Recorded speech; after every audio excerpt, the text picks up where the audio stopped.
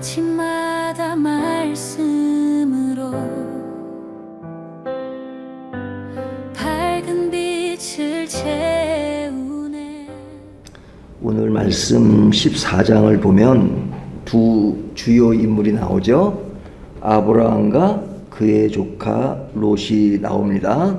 네, 지금 상황은 굉장히 어려움을 당한 내용들을 담고 있죠. 이 어려움을 당하게 된 것은 선택에 있어서 제대로 된 선택을 했느냐 아니면 그릇된 선택을 했느냐 하는 어떤 결과로 보여주는 것이죠.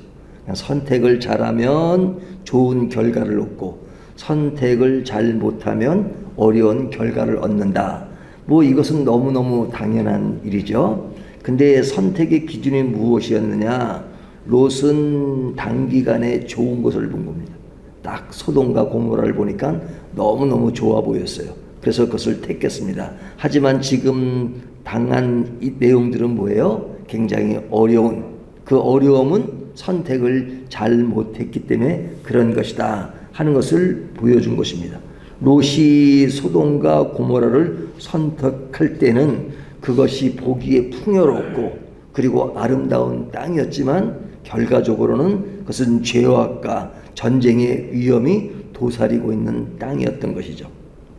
근데 아브라함의 선택은 롯이 그런 선택을 하니까 양보하고 그리고 그가 원하는 대로 해준 것이었잖아요. 하지만 결과적으로 보면 그는 안정된 땅에 있었던 것이죠. 그러니까 이 선택은 굉장히 중요한 것입니다.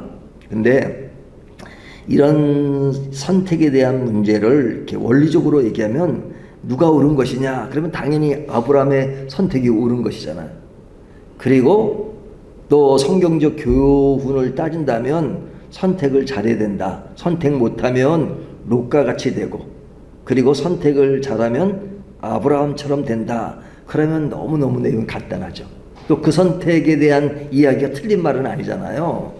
그러면 이제 우리가 성경을 볼 때 구원에 대한 얘기를 할 때는 이 은혜와 공의에 대한 문제, 이 행위에 대한 문제를 아주 엄격하게 구분합니다. 우리가 구원 얻는 것은 은혜로 얻어요? 행위로 얻어요? 행위로 구원 얻을 사람은 한 사람도 없다는 것이 성경의 원리잖아요. 당연히 하나님의 은혜로 인간의 행위와 공로로 얻을 수 없다. 그래서 구원의 문제를 다룰 때는 이 은혜와 행위의 문제를 아주 명료하게 구분합니다. 하지만 삶의 모습 속에서는 이 구원과 행위 쪽을 얘기할 때 구원의 문제는 은혜를 강조하지만 삶에 있어서는 은혜보다는 사실은 말로는 은혜를 강조하지만 삶의 태도에 있어서는 행위를 굉장히 중요시 여깁니다. 그러니까 우리가 올바로 살아야 돼. 바로 살아야 돼. 깨끗하게 살아야 돼. 그 말은 너무너무 당연하죠. 예수 믿은 이후에 성경은 우리에게 분명히 그렇게 말씀하십니다. 바르게 살라, 옳게 살라. 그것은 당연한 것이죠. 하지만 그 논리에만 빠지면 어떠한 문제가 생기냐면 우리의 삶과 하나님의 말씀 간의 괴리감이 굉장히 커집니다. 그러니까 하나님의 말씀은 늘 옳아요. 그러면 우리는 하나님의 말씀에 늘 옳은 대로 사나요? 그렇게 살지 못하잖아요. 그러면 늘 회개해야죠. 늘 회개해야죠. 그럼 성경은 당연히 회개하라고 말씀하시니까 늘 회개해야 됩니다. 그러면 늘 우리가 새벽기도에 모여서 기도할 때마다 나는 죄인입니다. 나는 부족합니다. 나를 이렇게 어떻게 좀 해주세요. 그렇게밖에 할 수 없잖아요. 그런 행위도 당연하게 맞는 것입니다. 그러면 오늘 본문으로 돌아가서 성경은 아브라함에 관한 이야기만 하는 것일까요? 아니면 롯에 관한 이야기를 중점적으로 하는 것일까요? 두 인물을 중요하게 다루잖아요. 그러면 아브라함을 중심으로 생각해 보면 아브라함의 선택은 옳았다. 아브라함처럼 살자. 그렇게 됩니다. 하지만 롯의 관점에서 보면 아브라함을 기준으로 볼 때는 롯의 선택은 그릇된 선택이니까 롯처럼 살면 안 된다 라고 결론을 내리겠죠. 그러면 아주 간단해요. 하지만 성경은 그렇게 구분된 이원론적인 사고를 가지고 우리에게 늘 다가오는 게 아닙니다. 무슨 이야기도 하냐면 우리의 실제 삶은 아브라함을 모델로 아브라함을 바라보고 그렇게 살기를 원하는 마음이 있지만 실제 우리들의 삶의 모습은 사실은 아브라함처럼 살 때보다는 롯처럼 살 때가 많잖아요. 롯처럼 살 때가 많잖아요. 그러니까 실제 우리의 모습은 아브라함보다는 롯의 모습이 더 많을 수 있어요. 아마 우리란 말은 좀 어폐가 있어요. 제 경우는 그래요. 아브라함보다 롯의 모습을 더 살아갈 때가 많아요. 그래서 성경은 항상 모델로서 아브라함을 드러냅니다. 그러면 성경은 아브라함을 얘기하고 나의 실제 모습은 롯의 모습이면 너무 그 괴리감이 커가지고 아이고 아브라함처럼 살아야 되는데 너 못 사는구나 그러잖아. 하지만 성경은 롯의 입장인 우리들에게도 이 말씀을 주신 것입니다. 그 말씀을 어떻게 주셨느냐. 롯은 잘못된 선택을 했어요. 분명히. 그래서 소돔과 고모라에 살았습니다. 거기서 뭐 돈이 있으니까 좀 더 높은 위치에 살았어요. 하지만 전쟁이 일어났어요. 그리고 롯이 끌려갔어요. 그것은 잘못된 선택으로 인해서 벌어지는 여러 가지 어려움들이에요. 자, 이런 어려움에 있을 때 롯을 구원해 준 것이 누굽니까? 아브라함이죠. 아브라함이 오늘 본문에 보면 318명의 훈련된 군사를 데리고 기습작전을 펼쳐서 지금 그들을 공격한 겁니다. 그 공격한 내용이 오늘 너무너무 이렇게 디테일하게 나오죠. 하지만 이 디테일한 내용이 사실은 하나로 모아지는 내용으로 축소시키면 결국은 왜 이런 어려움을 모험을 한 겁니까?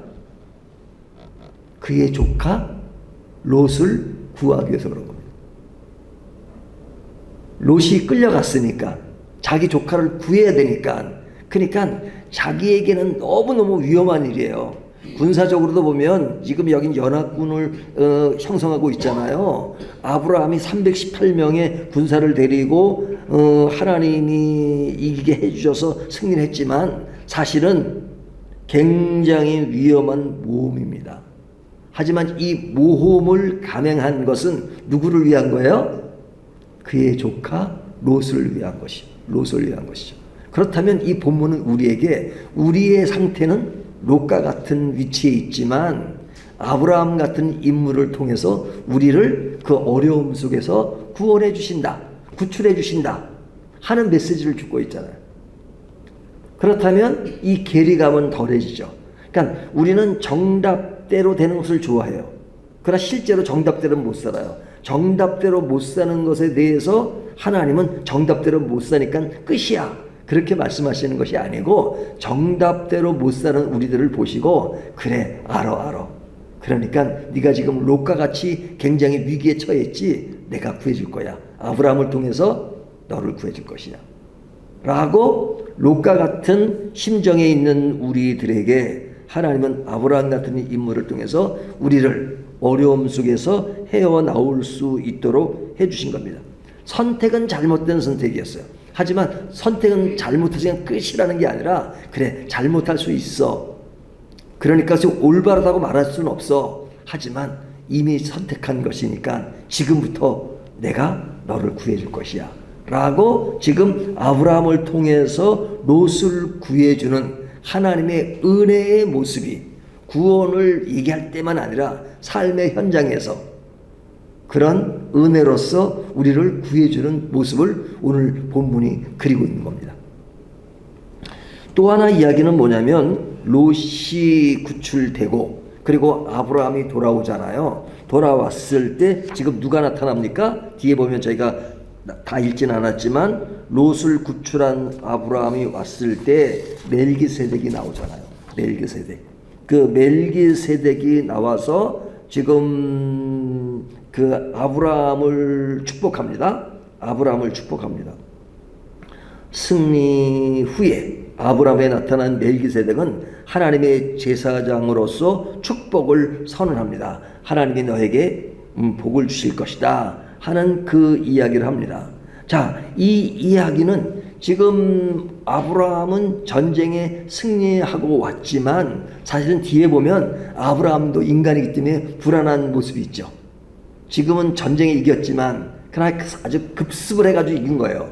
하지만 그 사람들이 보복해서 언제 돌아올지 모르는 겁니다. 자기를 공격하기 위해서. 그래서 뒤에 보면 아브라함이 두려워한다는 그 마음을 표현하고 있어요. 그런데 멜기세덱을 만남으로써 멜기세덱이 그를 축복하고 인간의 연약함을 돕고 하나님의 은혜와 중보를 통해 다시 회복할 수 있는 하나의 환경을 만들어줘요. 그런 마음의 위로를 주는 인물이 나타나잖아요.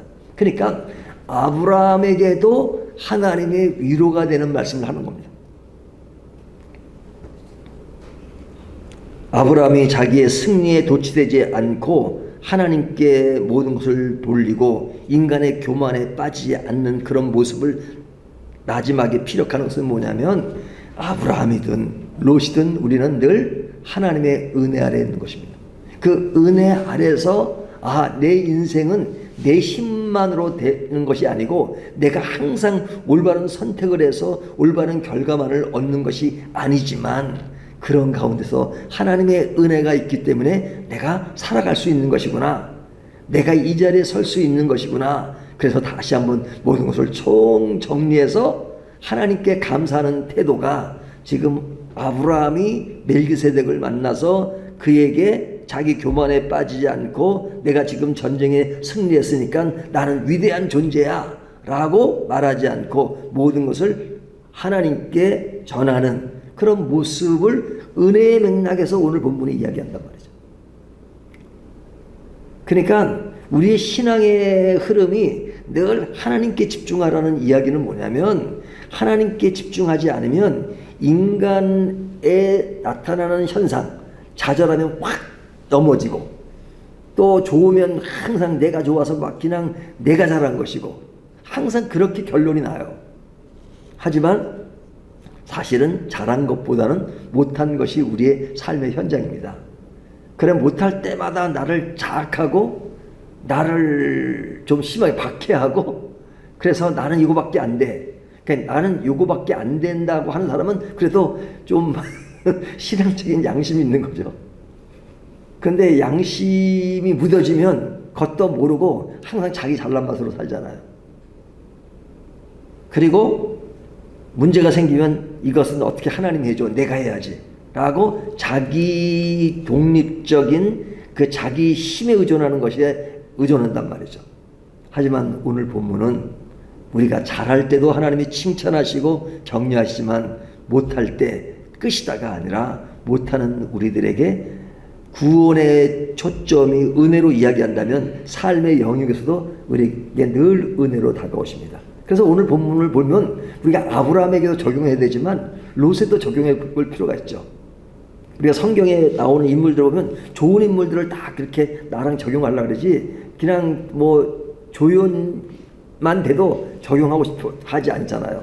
하지만 롯의 입장에 있는 우리들에게 하나님은 아브라함을 통해서 다가오시고 우리를 구출해 주신다. 그리고 우리가 아브라함의 입장에서도 완전하지 못하고 어떨 때는 순간적인 승리에 도취될 수 있지만 도취되지 않고 이것도 하나님의 은혜였기 때문에 승리해 주시고 또 실제로 승리해 주시는 하나님이시다 하는 것들을 보여주는 것이죠. 그렇다면 오늘 메시지를 정리하면 회복의 길은 하나님께 있습니다. 잘못된 선택으로 실패했을지라도 하나님은 다시 구원의 길을 열어주십니다. 이것이 늘 신앙의 가장 중요한 측면입니다. 그리고 공동체와 중보의 역할 속에서 하나님은 사람을 통해서 우리를 도와주시고 우리를 위로해 주시고 우리를 격려해 주시고 그리고 나를 위해서 기도하는 기도의 손길이 있다 하는 것들을 생각하게 하죠. 그렇기 때문에 우리의 삶은 겸손과 헌신으로 방향을 바로잡는 것이 중요합니다. 우리가 성공한 후에도 교만하지 않고 실패한 후에도 낙심하지 않고 하나님께 헌신함으로 다시 새로운 선택을 할 수 있는 것은 하나님의 사랑, 하나님의 은혜가 지금도 계속되고 있기 때문입니다. 신앙이라는 것은 바로 그런 것입니다. 구원에 대한 얘기도 할 때도 하나님의 은혜를 이야기하지만 삶의 영역에서도 늘 하나님의 은혜가 있다.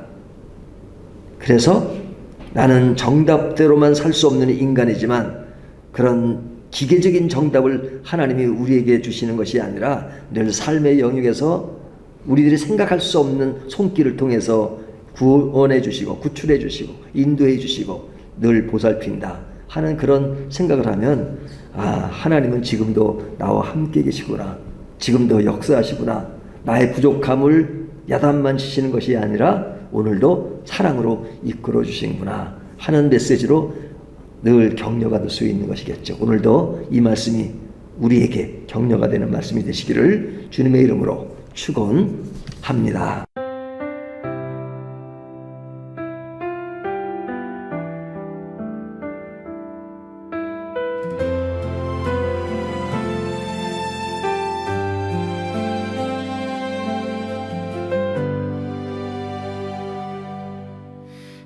아침마다 말씀으로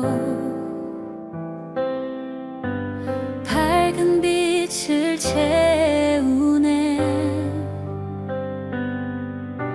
기도 속에 주님 계시고 숨결